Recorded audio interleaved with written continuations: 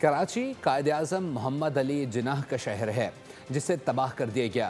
MQM के रहनुमा हैदर अब्बास रिजवी की प्रेस कॉन्फ्रेंस। कहा मुर्तज़ा वहाब कहते हैं शहर 40% से ज़ायद बारिश बर्दाश्त नहीं कर सकता।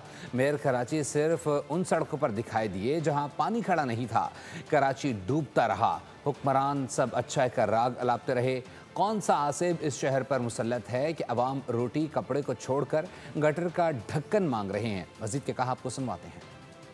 जो कायद-ए-आज़म बानी पाकिस्तान का शहर है, सारा पाकिस्तान आज कराची की सूरत हाल पर नौहा कुना है।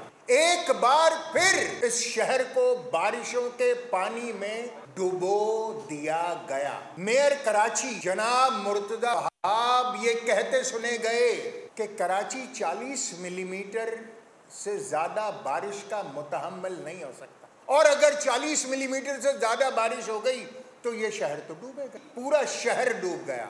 और मेयर कराची से उन सड़कों पर खड़े दिखाई दिए जहां पर पानी खड़ा नहीं हुआ। एक तरफ पूरा शहर डूबा हुआ है जिसके लिए कहा जाता है शहर डूब रहा था और नीरू चैन की बांसुरी बजा रहा था। सब ठीक है, राग अलाप रहा था।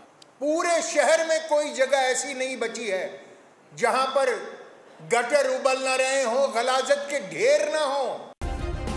सब्सक्राइब करें और बेल दबाएं ताकि कोई खबर रह न जाए।